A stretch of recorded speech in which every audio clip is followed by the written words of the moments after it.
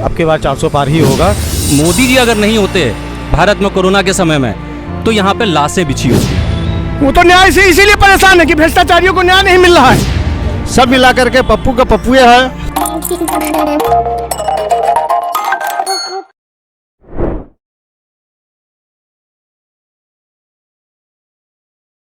BJP का सपना है 24 में अब की बार 400 पार।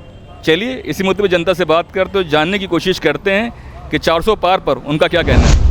बिल्कुल सही है। अब की बार 400 पार ही होगा और सभी लोग इस दल में आ रहे हैं, चाहे वो किसी दल के आदमी हो। और जिस हिसाब से काम मोदी सरकार कर रही है, सारे व्यापारी वर्ग भी उनसे खुश है, जनता भी खुश है और सभी लोग इसमें बढ़ करके सहयोग करेंगे। व्यापारी वर्ग खुश है?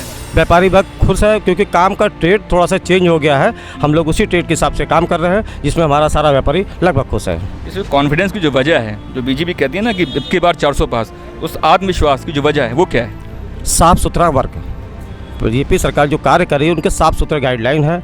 आप ईमानदारी से काम करिए, किसी को कोई दिक्कत नहीं है। उन दिक्कत सिर्फ उनके लिए जो बेवजह से उल्टे सीधे काम करते हैं, उनको दिक्कत है, जिसकी वजह से वो विरोध करते हैं। बाकी भाजपा सरकार में जितने और व्यापारी हैं उनके हिसाब से जो काम कर रहे हैं उन्हें कोई दिक्कत नहीं है और बढ़िया बढ़ चढ़ के हिस्सा ले रहे हैं। नहीं तो नाइंसाफ़ी किसने किया है ये बताइए ना भाई। 70 साल आपने राज किया, भाजपा कितने साल हुए हैं आए हुए, ये बताइए ना आप। भाजपा का तो अभी ये मेरे ख्याल से तीसरा टर्न है, ये तीसरा टर्न अभी शुरू हो जाएगा। आना है तो हम मानेंगे कि भाजपा आ गई है। तो ये अभी तक जो वैमनस्य का भाव और जाति का भाव, एक दूसरे से लड़ाना, ये किसने चालू किया? भाजपा ने तो नहीं किया। भाजपा तो सबको जोड़ रही है ना, भाजपा सबको जोड़ रही है। तो न्याय किसको न्याय दिला रहे हैं? ये अपने परिवार को न्याय दिलाने के चक्कर में है। माँ उसमें बेल पे है, बेटा बेल पे है, जीजा बेल पे है, बहन का कोई पता नहीं। तो ये कहाँ से न्याय यात्रा है ये बताए ना राहुल गांधी। उनका ये कहना है जो बीजेपी ने जो नाइंसाफ़ी की है, देश में महंगाई बढ़ा दी, बेरोजगारी बढ़ा दी, ना जाने क्या क्या कर दिया। राम मंदिर का जो उद्घाटन किया वो चुनाव से पहले करा दिया, अब ज्ञान व्यापी फिर मथुरा। क्या कहना है इस बारे में आपका? देखिए महंगाई, देखिए पूरे विश्व में कोरोना जब आया, समस्या बहुत सी हैं उनके पास, देखिए आरोप बहुत हैं। देखिए वो सबसे नौजवान युवा है, भारत का सबसे नौजवान युवा है। उसके पास समस्याओं का भंडार भरा हुआ है, उसके पास समस्याएं कम नहीं होंगी। क्या बोलता है उसको खुद समझ में नहीं आता है।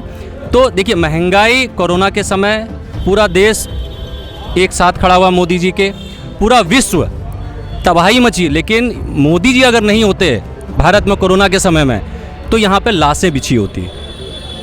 तो महंगाई देखिए थोड़ा बहुत तो महंगाई बढ़ती है, उसी हिसाब से जो सैलरी है, सैलरी भी अगले को उसी हिसाब से मिल रही है। महंगाई कोई नहीं बढ़ी है।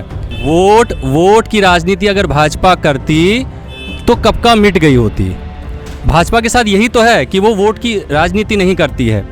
वोट की राजनीति करती 370 नहीं हटाती, वोट की राजनीति करती हलाला नहीं वो करती, वोट की राजनीति करती राम मंदिर नहीं बनने देती, वोट की राजनीति करती तो ये जो अभी ज्ञानवापी और कृष्ण कन्हैया जी का वो चल रहा है वो नहीं होता।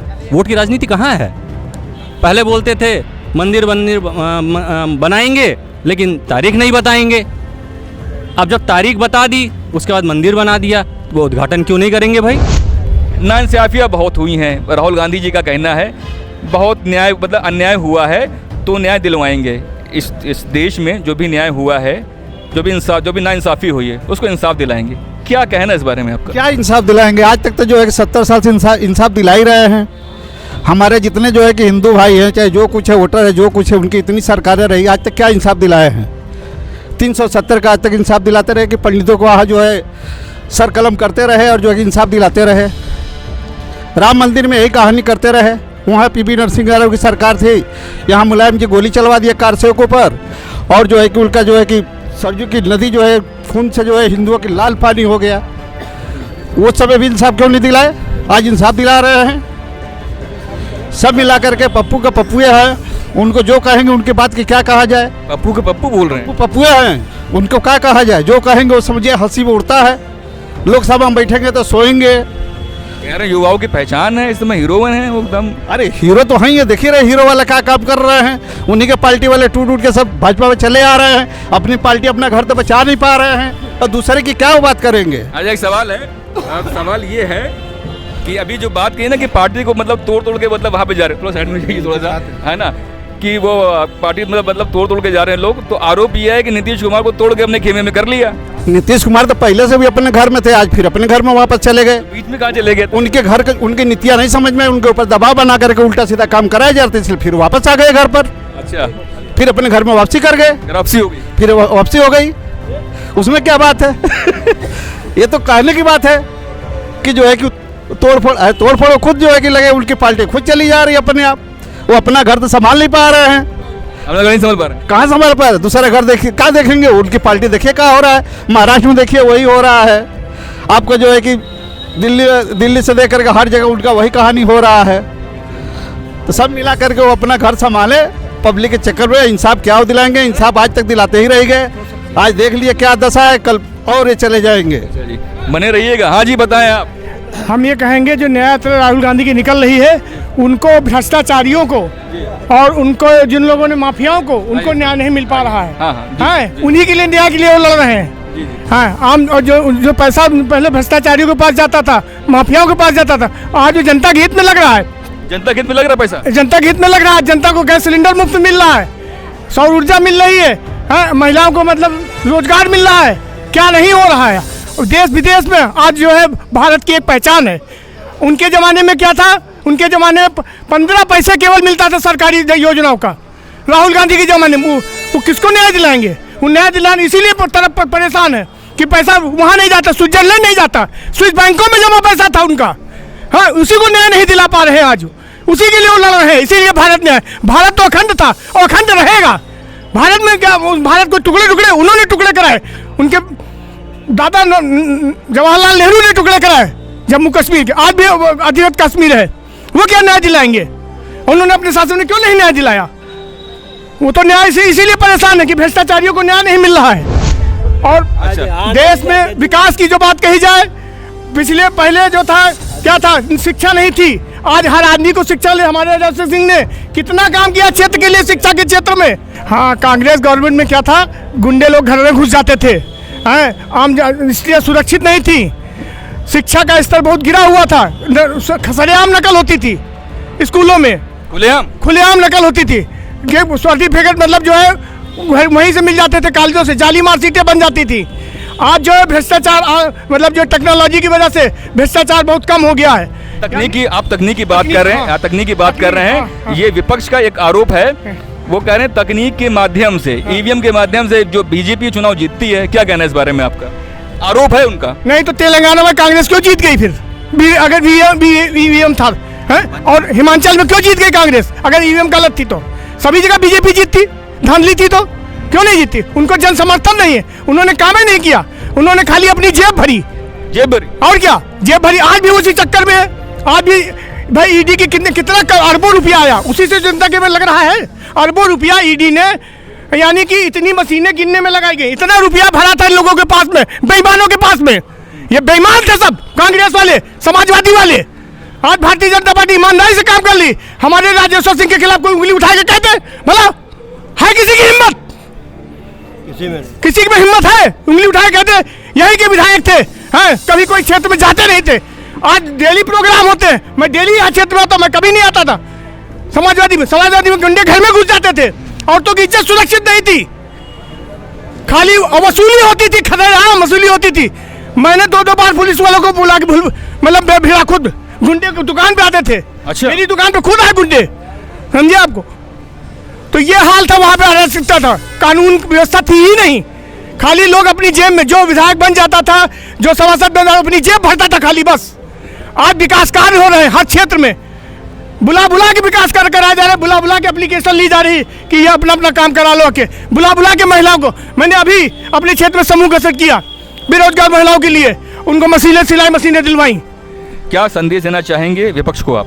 विपक्ष हम संदेश देना चाहेंगे, विपक्ष में पहले तो वो तो बिखर चुका है, विपक्ष तो खत्म ही हो चुका है, भारत से खत्म हो चुका है। और वो लोग सब लोग अपनी जो कमियां बचाने के लिए, सत्ता बचाने के लिए खाली लगे हुए हैं, जनता के लिए कोई नहीं है। चाहे ममता बनर्जी हो, चाहे केजरीवाल हो, शराब घोटाले में वो भी आरोपी हैं, एक बात और है, उनका ये कहना है कि जो ईडी की जो जांच है, विपक्ष का ये आरोप है कि ईडी की जांच वो इसलिए कराई जा रही है कि चुनाव से पहले उनका जो दिमाग है मतलब कंफ्यूज कर दिया जाए ताकि वो अपना जांच में लगे रहें। जांच में कोई ऐसा बचा नहीं जिसके घर से रुपया बरामद ना हुआ हो, जो मतलब भ्रष्टाचार में लिप्त ना हो। सबूत ईडी ऐसा नहीं जाती किसी के, सबूत से जाती, मशीनों से रुपया निकलता है, मशीनें गिनने में लगाई जाती है।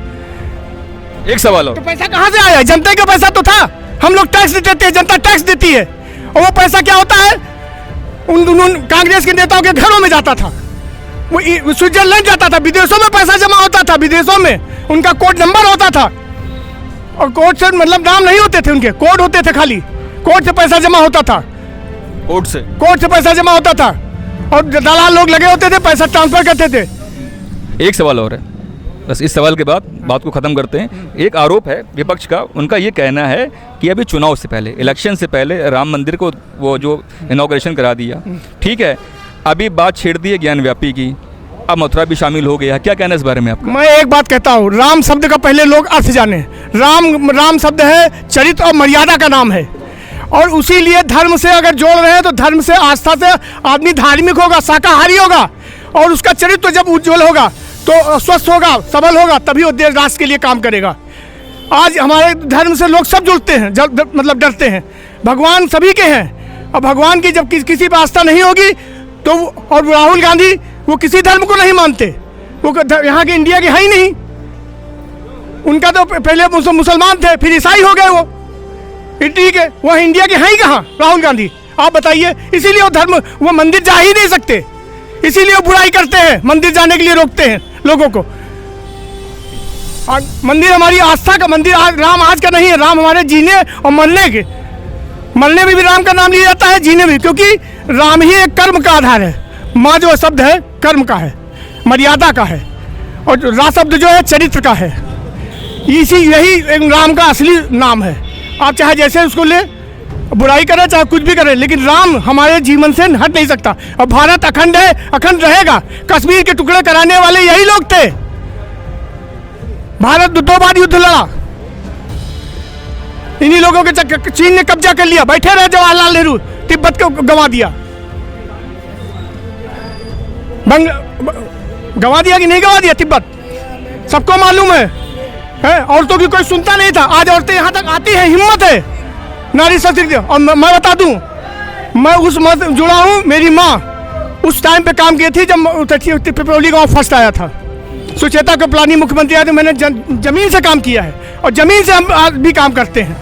हम इसीलिए भारतीय जनता पार्टी को पसंद करते हैं कि हमारे विधायक जी जो है जमीन उतर कर काम कर रहे हैं। आज वो हर आदमी उनसे मिल सकता है, कोई रोक टोक नहीं है, एक आम आदमी भी जा सकता है। अभी हमारे यहाँ महिलाएं आई थी डूडा कॉलोनी से